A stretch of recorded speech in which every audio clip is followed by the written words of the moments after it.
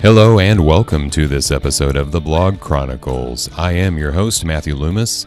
This show is sponsored by BuildYourOwnBlog.net, the full-service destination for people who want to start their own WordPress blog and achieve long-term success. Visit BuildYourOwnBlog.net to start your new blog today. If you are already a published author or have plans to one day publish a book, stick around because on this episode we're going to be talking about why published authors should be blogging, and we'll get into some of the nuts and bolts on how blogging works together with being an author, and how blogging helps the author sell more books and build an audience. My guest today is passionate about helping bloggers become authors and coaching authors to become bloggers. That is her business. She's been coaching authors on how to use WordPress and other blogging skills for years now. And she herself is a blogger and an author. She has published 20 books on Amazon with titles like Blogging for Authors, a book blogger platform, and newsletters that rock. She runs 2 websites, one for her author coaching, and the other is a book review blog. And she does all this from her home in the beautiful nation of Canada. So now let's get our chronicle on with author, coach, and blogger, Barb Drozdowich. Hi, Barb. Welcome to the show. Hi, Matt. It's great to talk with you today. First of all, you run a couple of blogs. One is at bakerviewconsulting.com, and the other is at sugarbeetsbooks.com. That's correct. Yeah, so I'd like to start with Baker's View Consulting. Can you share with us what the purpose of this website is all about?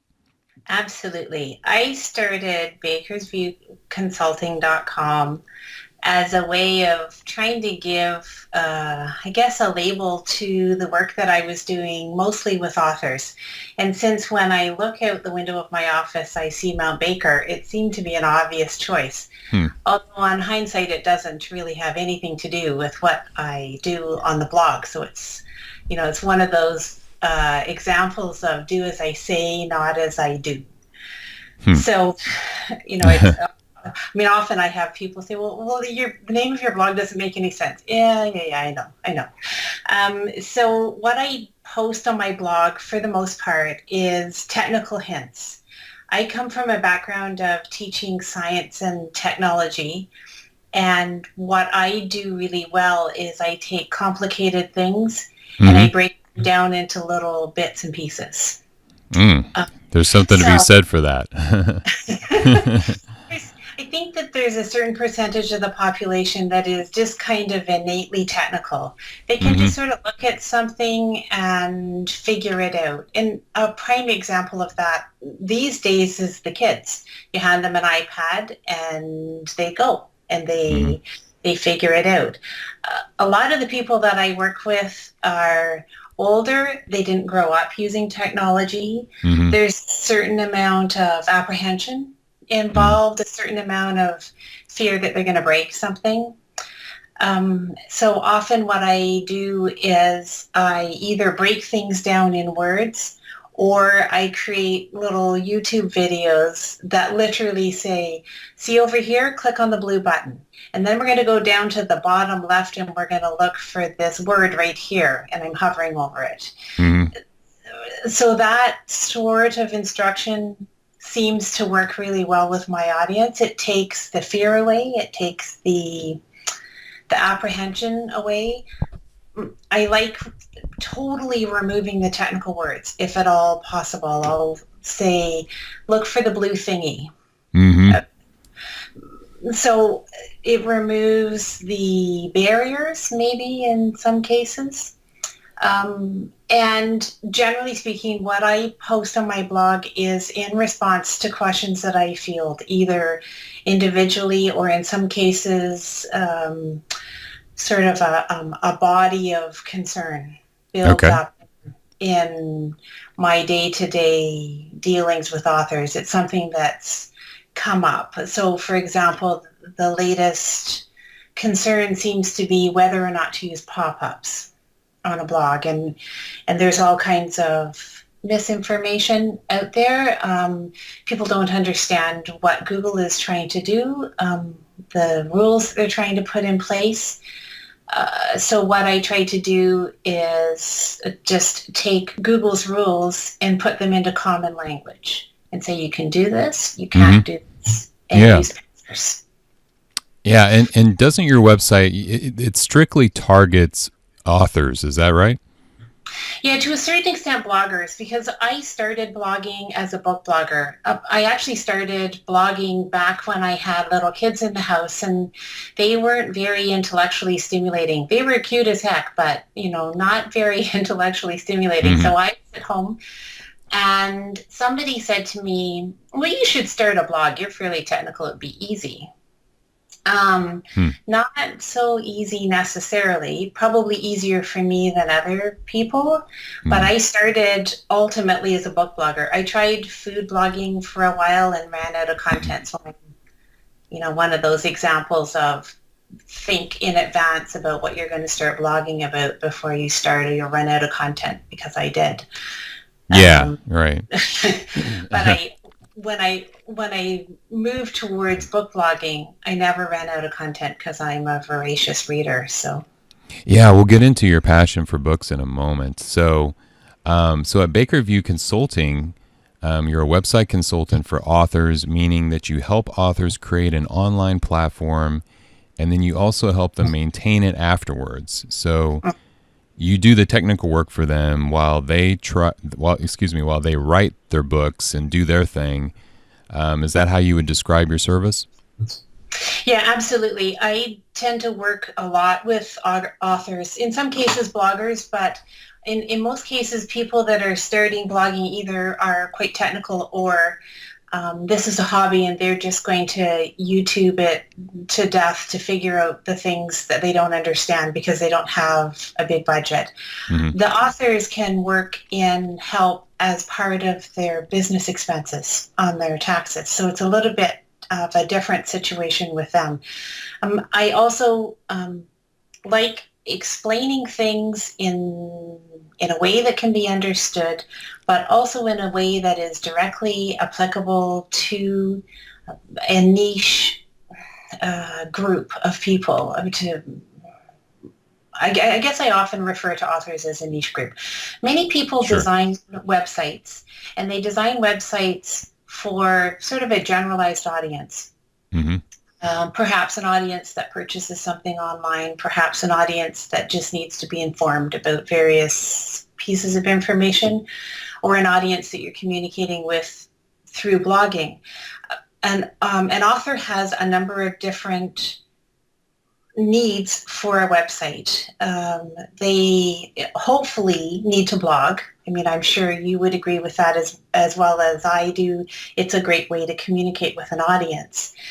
But they also need things like buy links, like connections to Goodreads, Mm-hmm. like connections to Bloglovin, perhaps. Some of these things really don't exist in the small business world. So if you have a person that's creating websites for an average audience or a basic audience, they don't truly understand the need of authors, or the needs of authors, I should say. And so I create some websites, but often what I end up doing is taking what has been created and making it more applicable for readers that come to a site. So make it more applicable for the needs of authors. The other thing that I found out really early on is I really come from a background of teaching, and I think that I can teach anybody anything, especially in terms of the technology. But the reality is that authors get lost in writing and they get lost in editing, and they forget that they have a website. And then I get this phone call, Barb, my website doesn't seem to be working anymore. And I find that it's been hacked or it's been left to go completely out of date and nothing has been updated in 2 years, or, you can fill in whatever scenario that I'm sure you've seen. And so what I started doing is deciding to offer at a fairly cheap rate the fact that I would babysit the account. So I go in and update the plugins and I monitor it and I make sure that to the best of my ability, nothing bad is happening. And I do minor changes. what that allows me to do is not have to make that phone call that says, oh, and by the way, you've been hacked, because Right. it's awful. Oh, yeah, definitely. Okay.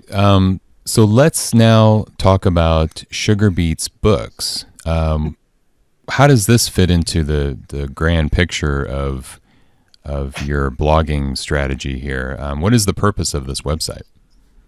The purpose of the website is to share my love of romance novels with other readers. And it was probably my main starting point back, let's say 2010, I guess, is when I was really quite busy starting that up. I learned how to blog. I learned how to manage a website, how to do a lot of the technical stuff that I do. I took courses certainly during the early part of the time. And I also learned how to network a blog. That's one of the things that seems to be missing to a large degree in bloggers that are starting out now. I hear a lot of complaints of, oh, well, there's a lot of blogs out there, so there's not the same audience available to read my blog. Mm-hmm. A lot of the networking capabilities that I learned really early on, things like doing group activities like Follow Fridays, like Wordless Wednesdays, like joining blog hops. A lot of that served me in good stead. Honestly, it taught me a lot of things. It taught me how to find other people on the internet that have similar interests, and it taught me to increase the readership of a site. And honestly, it helped me find friends from all over the world that read the same books that I do. It's quite exciting. Yeah, definitely. So, Sugarbeet Books, would you say it's for fun, or is there any monetization involved? There's Amazon affiliate links on that site, but that's the extent. It is a hobby. It's more of a hobby? Okay. Mm-hmm. So, you've seen both sides. You've seen the business side of blogging, and you've seen the fun side of blogging, or a hobby side of blogging. Barb, how has your blogging journey changed your life? It's hugely changed my life. When I started blogging as a book blogger, as a hobby blogger, honestly, it never really occurred to me that somebody would read what I was writing. And it sounds kind of odd that I would put something on the internet that I didn't really think anybody would read. But I was sitting in a house with young children. My husband doesn't read romance novels and tends to sort of roll his eyes when I try to discuss something that I've been reading. And it was my way of expressing my thoughts about the books that I was reading. When I got the first comment on my blog from somebody in the Philippines, it just kind of blew my mind. It's like, wow, how did they find me? And I mean, obviously that question was answered over time with the better understanding of networking and interactivity and Google searching and all of these various things. But it just kind of amazed me that people from different parts of the world read the same books that I did. And there are, I mean, with Amazon and the ability to buy books on phones through iTunes, through all sorts of different sources, people from all over the world read the same books. And so I've been chatting with and communicating on social media with people from many different countries that all read the same books that I do. But there's really nobody in my immediate life that has any interest in that. So it provides, I want to say an intellectual opportunity. And the intellectual opportunity is not necessarily discussing romance novels. It's discussing the interactivity of the world, really. And I find it quite interesting how people from different cultures will react to the same book. And people out there all over the world are not just reading books in general, they're also reading your books. You are an author too. So yes, I hope so. you have 10 books, right? Or is there more? Well, it kind of depends on how you count them. I've created some box sets, and I've got one that is being loaded up to Amazon today. So essentially what I've done is taken the work that I do with authors and honestly the information that I've learned from bloggers and from blogging for years and put it in a book form. And every time I write a book, often the comment is, I'm not doing this again. This is it. This is the last book. I'm not doing another one. And then a topic will come up that a lot of people are puzzled about, and I'm not happy with the material that's out there, for example, and so decide that I can do a better job, or I can look at the topic differently, perhaps. And then another book is started. So yes, I'm liking to say that the book that's being uploaded today is the last one, but I don't know if that's a true statement or whether I'll have to eat things. Sounds like to me probably not. Yeah, probably not. I find that a lot of the content that's out there is, especially within the subject matter of blogging, of an author's online platform, of marketing books, is either written for people that are very technical to start with, or are looking at subject matter from the point of view of a writer, not a technical point of view. So often I'll look at something and say, okay, but you missed the core point here. A prime example is the last book that went live, which is on Goodreads. I have a lot of people say to me, well, Goodreads is full of trolls, so I'm not going to pay any attention to it. There are 50 million accounts or 50 million readers on Goodreads. And are there nasty people? Absolutely. But there's also nasty people on Boxing Day or Black Friday in Walmart, but we still shop there. Right. So if we have coping mechanisms, we need to get beyond the somebody was mean to me, so I'm walking away, or, that sort of painting with broad stripes. And so, therefore I decided to write a book on Goodreads and try and explain why it's really important to authors and why you just need to turn a blind eye to the nasty people, because the nasty people are everywhere. You just need to find a way of coping with them. Not that that makes them any nicer, but you do have to find a way of dealing with the rude people, right. Yeah. The mean people. The mean people, the mean girls in high school turn into mean girls. Exactly. And that's so true. They're everywhere. They're at the gas station. They're on the street. So it sounds like that's part of your coaching process, maybe with authors, is to help them get past that fear of trolls. Yeah, get past that fear of or that fear of trolls. Get past the. I like to say that I look at things in a big picture view as opposed to a narrow picture view or a small picture view. So I'll take a subject and look at it in more of a holistic view as opposed to one individual item. So as an example, looking at somebody's social media platform, I'll hear people say, oh, but you need a Twitter account and that's all you need.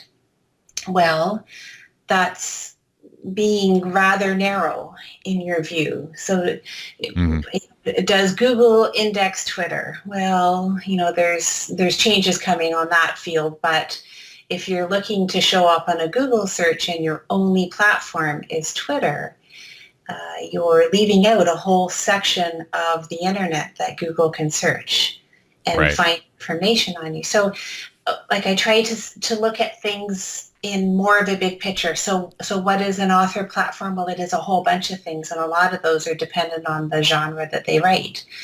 For example, I wouldn't focus on Facebook if I was writing YA literature, because as my 13-year-old tells me, Facebook is for fuddy-duddies. We don't spend any time on it. So communicate where your audience is.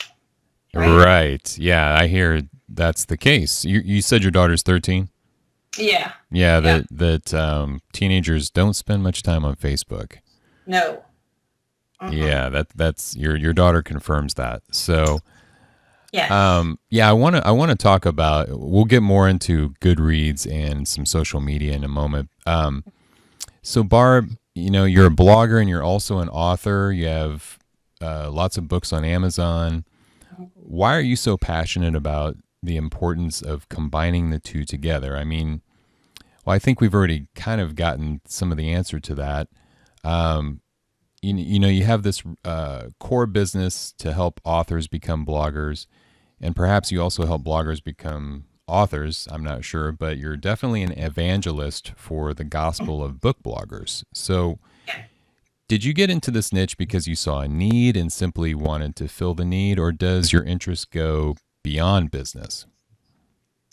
Well, I think the answer is twofold. I think I honestly stumbled on it. I did Hmm. a lot of helping of fellow bloggers early on, and I think I was able to pick up on some things perhaps faster because of my background doing. I spent 7 years as a technical trainer in a corporate environment, and so I had to very quickly break down using computer programs and various other technology that was needed.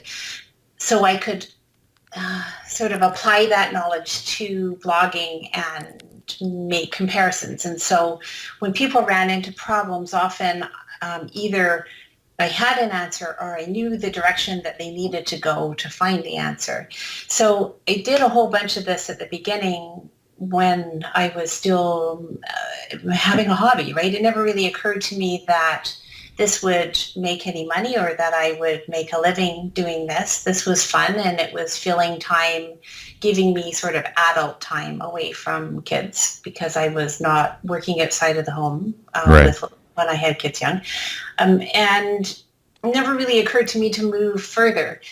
The more I did, the more I came into contact with people who asked me for help that I did various things for, or I explained various things to, and it just kind of moved in that direction.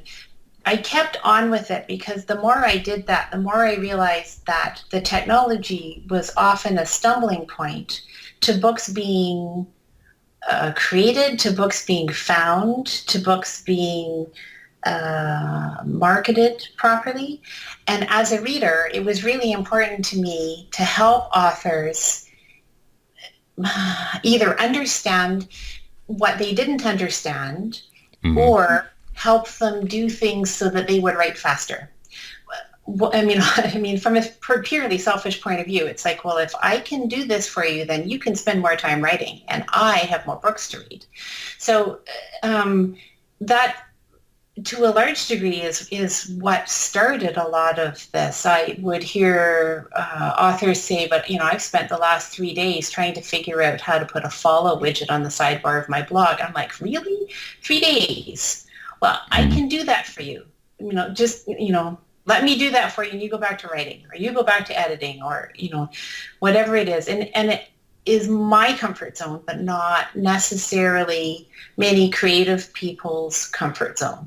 So I can do something in 5 minutes or 10 minutes that somebody else spends an hour trying to YouTube their way through, or a day trying to Hmm. figure out. And so that's essentially how it started. And that is how it goes on now. I often have phone calls saying, well, use it help so-and-so, and I need somebody that just can do things to my blog because I don't have the inclination, I don't care, I don't want to take the time, whatever the reason is. I have a whole bunch of authors that blog on a regular basis, but they don't actually touch their blog. I get a Word document and I create a post and I optimize it and find a picture that works and whatever else, and I bill them for my time, and they're perfectly happy with that because all they want to do is write, and so they get their way, right? Did you say you create the content too? Now, I try and avoid creating content. I will create content for some things, but I strongly believe that a blog post needs to be in the author's voice. It needs to be a communication point between an author and their audience. Yeah. Just like a blogger and their audience. It needs to be, and I can't reproduce somebody's voice. I can create the content. And what I have done in the past is create a certain amount of content, and then I send a document back and say, okay, make it your voice. Make it sound like you. Yeah. And then I post that. But I'm quite conscious of the fact that I'm not ultimately a ghostwriter. I'm more of a technician than I am a writer, let's say. Okay. Well, Barb, what do you say to authors who tell you that they don't have time to blog and do their book writing? I say that they have to find a time. In today's society, publishing houses, be they big publishing houses or small publishing houses, simply don't have the marketing budgets that they used to. Authors starting out now have to have a way of communicating with the readers. And that communication takes whatever form they're most comfortable with. But if they're looking at selling books to a worldwide audience, they can't be getting on a plane all the time. So they can't literally do this in person. They need to find a way to communicate with authors, communicate with readers, to share information about themselves, to find interested people that will help them spread the word about their books. The most efficient way is electronically. It's through a blog and through social media. But these days, if all you do is write a book and publish it, nobody's going to find you. There's, I'm sure, a small chance that you're going to be found in amongst the millions of books on Amazon. But realistically speaking, continuing to write books and publish them and not do anything to communicate with an audience is kind of beating your head against a wall. Yeah. I think the other thing is that readers these days are very immediate. So I certainly know that when I get to the end of a book that I've discovered through whatever methods, the very first thing I want is, what else did they write? So I go looking for a website. I want to find a backlist. I want to find more, hopefully really enjoyable books like I've just finished writing or reading. And I want to read more. So the author that does not have a presence on the internet is losing out on a huge audience, because people will look for more work or more of their work, let's say. Right. I think even Stephen King has a blog, right? Yeah, exactly. So, Barb, you're a big fan of WordPress, and you teach people how to use WordPress. Why do you recommend WordPress as the blog of choice? There's a number of reasons why I recommend WordPress. The first thing is I always tend to do research and find out where the people that are way smarter than me go. So when I first started out, honestly, I was on TypePad, and TypePad very quickly was moved to WordPress.com and then very quickly to WordPress.org as I moved through my research. But I started looking into where the big businesses or what platform the big businesses use for their platform. And I found that the vast majority of them have some form of WordPress.org or self-hosted WordPress as their basis. It may be highly customized, but that's what they use as their basis. So if people with a lot more education than me and a lot more money than me choose that, there's reasons that they choose that. And so I'm not going to reinvent the wheel and try and find something that is equal, because likely there isn't, right? They've already done the work for me. Right. I think the second reason is that I don't react all that well to rules. So if somebody tells me I can't do something, I tend to immediately start trying to find a way to do it. So the rules on other platforms I find restrictive. I don't like the fact that, for example, on Blogger, you're dependent on Blogger for your hosting. So if Blogger goes down, your blog goes dark. And there's nothing that you can do about it. You can't get angry, you can't, I mean, well, I guess you can get angry, but you can't really do anything about it. You can't move anywhere else to somewhere that has better service. Mhm.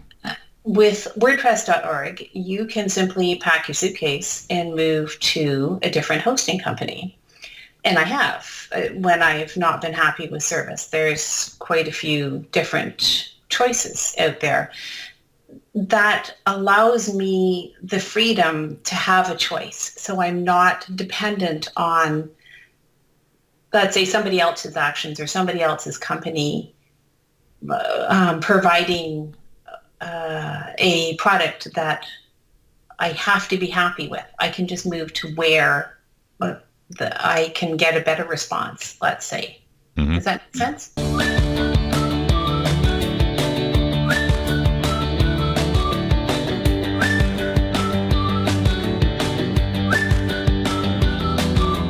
Yeah, absolutely. I mean, you can move your blog from Blogger to WordPress. Yeah, in fact, I'm going to show people how to do that here in the near future. Good. So a little teaser there. You offer online training for WordPress, and where can people find that? There's a whole bunch of training that I offer at various different levels. And so what I try and do is deal with people with different budgets. So I originally started out with putting together YouTube videos, so short videos that I uploaded to YouTube that have no cost associated with them. Anybody can access them. Mm-hmm. I then put together a online WordPress course. So what I was trying to do with that course is go from the beginning to the end and do things in chunks so that you could stop and start, or you could avoid sections that you weren't interested in learning about. And I have links to that course on my website on bakerviewconsulting.com. It's actually hosted on udemy.com. So you can go to Udemy and you can search for a WordPress course, and it's titled, I think, WordPress for Beginners 2016. And I need to clearly update that date on there. That allowed me to create sort of something directed at authors, which didn't exist, or directed at bloggers too, and something of a basic level. I then created a online Goodreads course that was on the Teachable platform. Mm-hmm.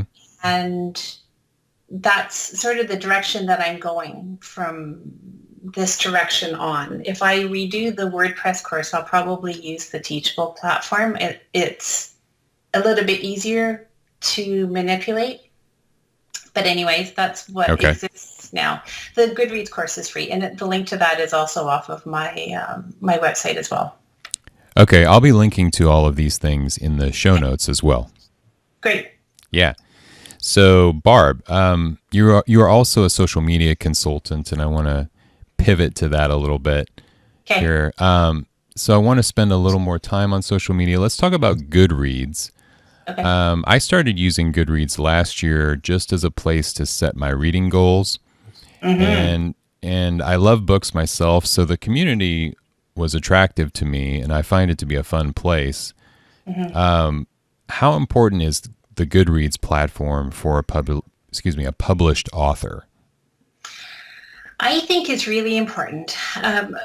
There are all sorts of different social medias that authors can create a platform for and communicate on and network in or network via. What makes Goodreads different is the sheer number of account holders or readers. I mean, we're making the assumption that everybody on Goodreads is a reader, mm-hmm. even the authors. And you don't have others. So on Facebook, I'm sure that a lot of the people read, but there's a lot of people that don't read also. Mm-hmm. So on Goodreads, we make the assumption that everybody reads who everybody's interested in books. They are from every country, theoretically, in the world. They read every genre that is out there. And they all love books. They all want to communicate about books.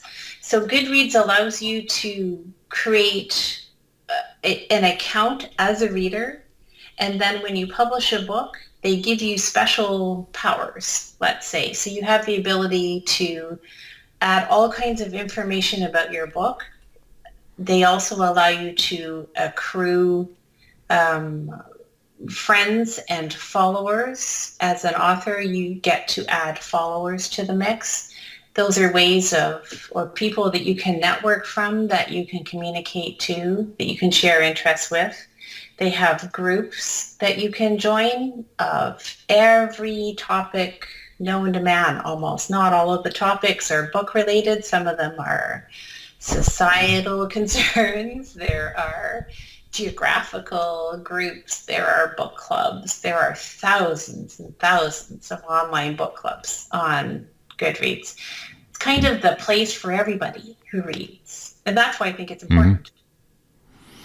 So if somebody is self-published or they've just come out with their own self-published book, would you recommend putting it on Goodreads?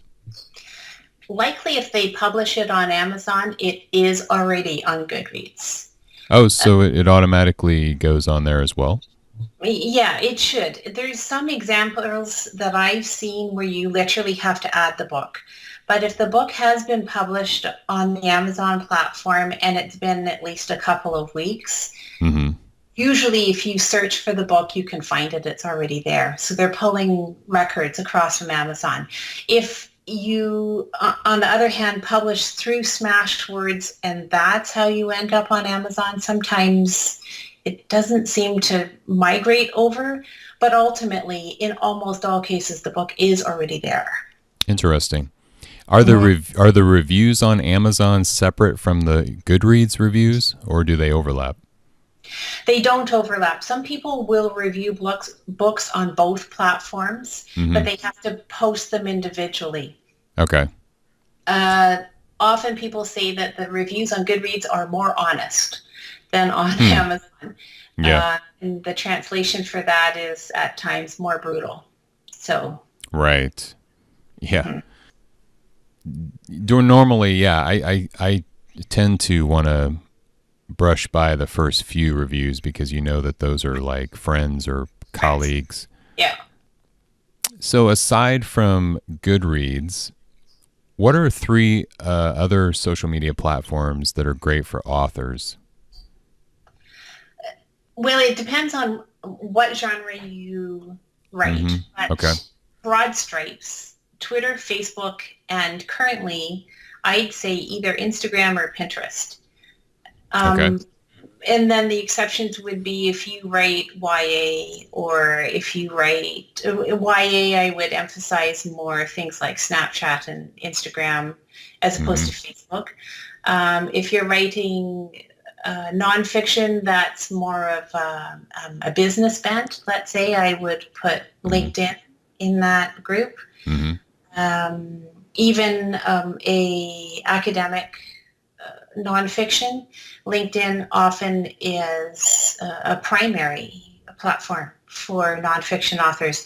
A lot of nonfiction authors that I work with write a sort of a one-off book, or what starts off as a one-off book based on their expertise, what they do in the business world, or sort of a summation of their life as an investment banker or something like that.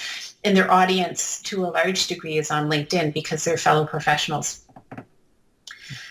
The Twitter I like because it is really varied and worldwide.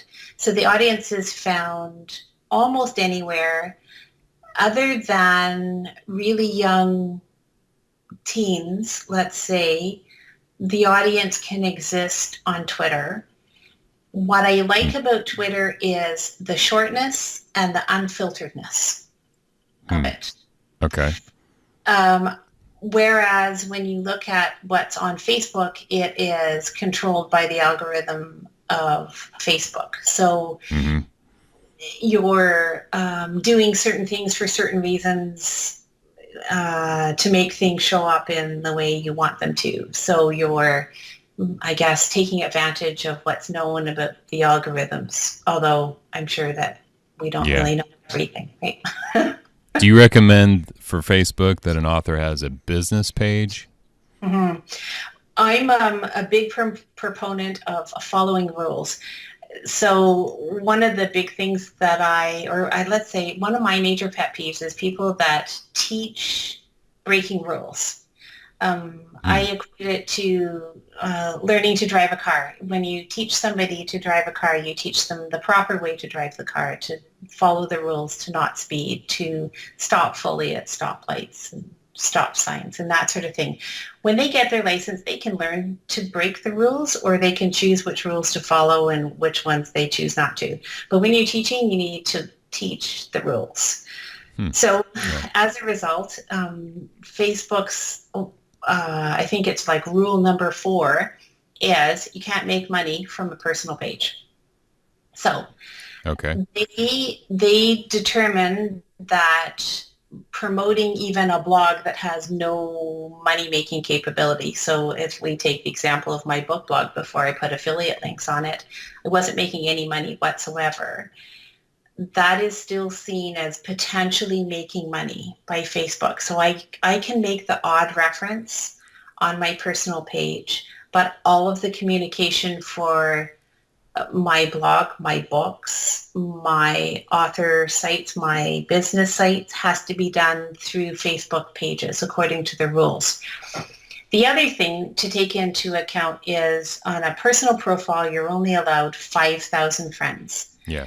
So as an author, if you limit yourself to 5,000 friends, you are basically saying, well, I'm never going to be famous.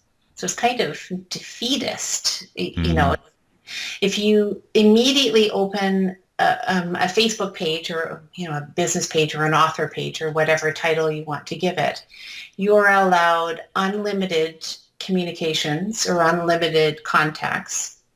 You're also allowed to connect all of the rest of the world with your Facebook page. So you're allowed to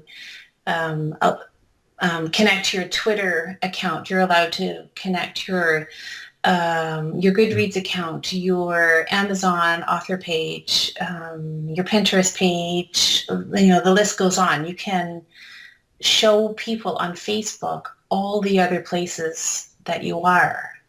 You can't do that on a personal profile. Wow. I honestly, I have not heard this before. Haven't you? No. Do you, if you happen to easily, if this is a lot of trouble, don't worry about it. But if you easily know where that rule page is from Facebook on this, I'll send it to you. I would really appreciate it. Yeah. Yeah, I quote it in a couple of my books, and so every time I go to a talk or I attend a webinar or something, and people are saying, "Oh, it's so much easier if you just use your personal profile," I just cringe. I'm like, "No, don't do it." I mean, do I think it's easier? Yeah, probably on some levels.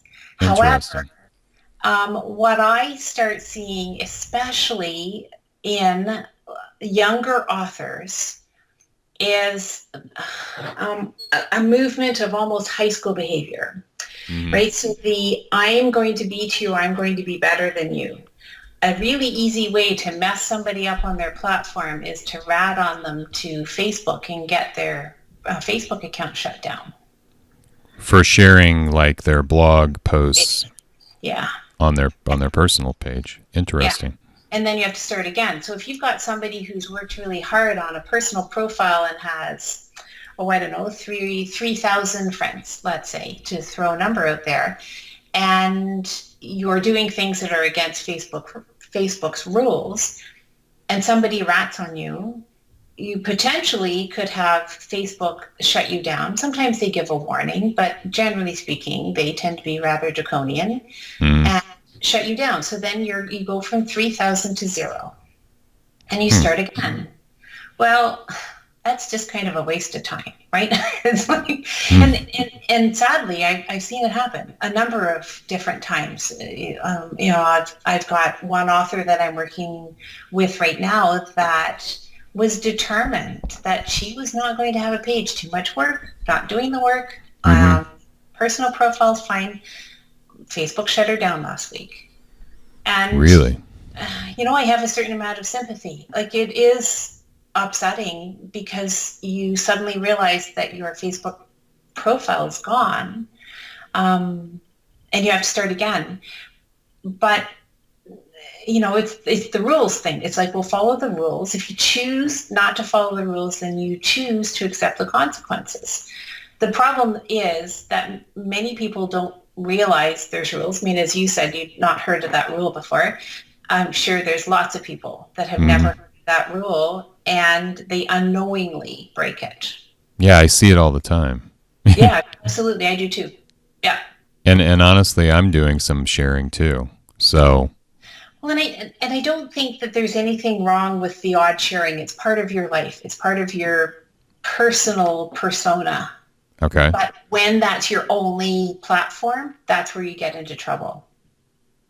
You mean if you only have one website? No, if you only have a personal page and you personal profile, right, and you don't have an author page or a business page set up on Facebook, so the only place that you can talk on Facebook about your blog or your book or your business or whatever, your method of making money according to Facebook is, and all of the information is shared on a personal profile, that's when you're in danger. The odd passing comment is not a problem. Okay, well, I do have a business page. Well, so then I should be fine. Yeah, you should be fine. Okay, it's only if you don't have a business page. If you don't have a business page and all of your content in terms of Facebook sharing goes on your personal page. Okay. Your personal page, according to Facebook, is for communicating with family and friends. Okay. And I think that that's the reason, honestly, that they, who knows exactly what Facebook is thinking, but the reason that they insist on the pages, people say that it's so that they can make money. Well, you can give them money for various things, but you can also choose not to. And you can do things that work within Facebook's algorithm. So, for example, if you just post a picture without any links whatsoever, it gets a higher reach than something with a link in it that's considered a promotion. Mm-hmm. So if we use the example of books, if you post a graphic on your Facebook page with a cover graphic of your book and a quote from the book, and you say on the graphic, available on Amazon, most people understand how to buy a book from Amazon. Okay. They've done it before. So what you're doing is creating a post that has way larger reach than putting a graphic that's the cover of your book and literally including a link to the buy page on Amazon. Right. Okay. So you're manipulating, essentially, right? Right. So yeah, I understand. Okay, well that's good to know. I feel a little bit of relief now. But I still wouldn't mind checking that out. I think that's something to look at a little closer, and maybe share with some people. So Barb, to wrap up, where do you see this going in the future? This partnership between books and blogging? I really hope that I can continue what I'm doing. I mean, honestly, I enjoy what I'm doing. But I feel that as publishing goes forward, as the world goes forward and becomes more online or more internet friendly, let's say, that authors need to find a way to communicate with a worldwide audience. I honestly feel that blogging is a really powerful way of doing that. And maintaining an active online presence is a really important part of that whole persona. But at the same time, I think that authors need to go into their choices with an open mind or with an educated mind. And I certainly have run into authors that their ultimate goal is to have their book in their city's bookstore, on the shelves of Barnes & Noble, or in Canada, the shelves of chapters. And if that's their goal, then fine. But they need to realize what the choices are before they can make a realistic goal. Okay. Are your books also in print? Most of them are in print. The ones that are smaller are not in print. So I have one book called The Author Platform that's only something like 87 pages, and a book that is smaller, doesn't have a spine. It's one of these things that I learned over time. So what I ended up doing is creating box sets so that the books look better in paperback. They're packaged better. And they're also a better deal because I can put 2 or 3 books together in a paperback form and offer a lesser price than buying them individually. But yes, most of them are available in paperback in one form or another. Interesting. Okay. So, and what you were just saying about, the future of publishing, I think what you're saying is an author needs to have a realistic view of which way to go as far, and looking at their goals and understand what they're getting into. Well, yeah, what they're getting into, and realizing that what existed in publishing 10 or 20 years ago doesn't really exist anymore. So have a realistic understanding of what is required to market a book, what if you get a publishing contract that gets you, or what the perceptions are. I see a lot of people that say, well, if I get a traditional publishing contract, then I don't have to do anything but write, and that's not true. Yeah, one other quick question as we're talking here is, how do you feel about, or what do you think about these so-called like half and half contracts? I think that anything can be good if the author understands what they're getting into. My pet peeve is that authors are a cottage industry, and people are popping up all over the place to take advantage of and take the money of authors. Yeah. Because they don't really understand what they need to do. Let's say the steps involved in self-publishing, for example, they feel that there's this mystique and only somebody that they pay $7,000 will do the job properly. And just to throw a number out there. A lot of authors, once they understand the actual process, have a better handle on what's going on. So there are a lot of different hybrid companies that will publish a book, and what that does is allow the author to essentially pay the costs, and the publisher then will be able to take advantage of their distribution powers or distribution contacts, whichever word you want to use, and perhaps do a better job of getting books into bookstores than an author could on their own. However, books in bookstores are a local idea or a geographical idea. And then it goes back to what the goals are of the author. If their goal is to get their books in their local Barnes & Noble or Chapters, then they probably have better luck with a traditional publisher or a hybrid publisher, which they pay some of the costs. If what they want to do is sell books in every country in the world, then in many cases, they're better to focus on ebooks as their primary vehicle for selling, and look at Amazon and Kobo and iTunes and the various online retailers. But it's a choice. Unfortunately, a lot of the various hybrid-ish organizations give you books. And so the one thing that you don't want to end up with is a garage full of books. Yeah. People think that this is this big deal. Look, I've got 5,000 copies of my books. Well, then what do you do with them? Do you stand on the book or on the corner and sell your books? Because most bookstores won't take a book except perhaps on consignment. Don't you usually end up piecemeal handing them out for the next 10 years. Exactly.